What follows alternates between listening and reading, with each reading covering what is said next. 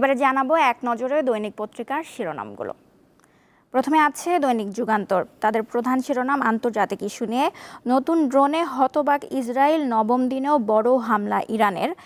Israeli হামলায় ইরানে নিহত 400, আহত 3056। কোনো পরিস্থিতিতে পারমাণবিক কর্মকাণ্ড বন্ধ করব না ইরানের প্রেসিডেন্ট। ইসরায়েল থেকে নাগরিকদের সরিয়ে নিচ্ছে যুক্তরাষ্ট্র। এছাড়াও তাদের আরেকটি শিরোনাম, গাজাবাসীর আতঙ্ক এবার ইসরায়েলে। এছাড়াও তাদের একটি বিশেষ প্রতিবেদন, বিবিসির সঙ্গে সাক্ষাৎকারে ডক্টর ইউনূস, আমরা এখনও আওয়ামী লীগকে নিষিদ্ধ করিনি।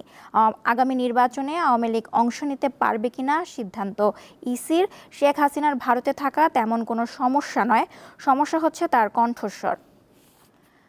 এরপর আছে দৈনিক সমকাল। তাদের প্রধান শিরোনাম, ইরান ইসরায়েল সংঘাত দীর্ঘায়িত হওয়ার পথে, হামলায় 3 ইরানি কমান্ডার নিহত, লক্ষ্যবস্তু হাসপাতাল। ইরানি ড্রোনের টার্গেটে ইসরায়েলের শহর, দীর্ঘ সংঘাতের প্রস্তুতির আহ্বান ইসরায়েলি সেনাপ্রধানের। এছাড়াও তাদের আরেকটি শিরোনাম, ত্রিপক্ষীয় সহযোগিতায় সম্মত Dhaka, Beijing, Islamabad.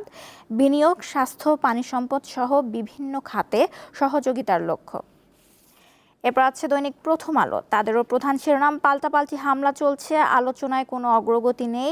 Iran Israel সংঘাত, বিভিন্ন দেশের আহ্বান ও কূটনৈতিক তৎপরতা সত্ত্বেও সংঘাত চলছেই।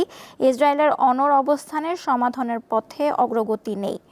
এরপর আছে গল টেস্ট, নাজমুল পেরেছেন, নাজমুল পারেননি, এটি বিশেষ প্রতিবেদন। এছাড়াও আছে বাংলাদেশ পাকিস্তানকে নিয়ে নতুন জোট গঠন করেছে চীন। এরপর আছে দৈনিক আমার দেশ। তাদের প্রধান শিরোনাম, হাই কমিশনার পদে থেকে ব্যবসা প্রতিষ্ঠানের কর্ণধার। 2004 সাল থেকে ছিলেন জেনারেশন নেক্সট কোম্পানির পরিচালক। এটি সরকারি চাকরি বিধির সম্পূর্ণ পরিপন্থী। এছাড়াও তাদের আরেকটি শিরোনাম, দুর্নীতির টাকায় ভারতে বিপুল সম্পদ রণঞ্জয়ের। এই ছিল আজকের দৈনিক পত্রিকাগুলোর প্রধান প্রধান শিরোনাম।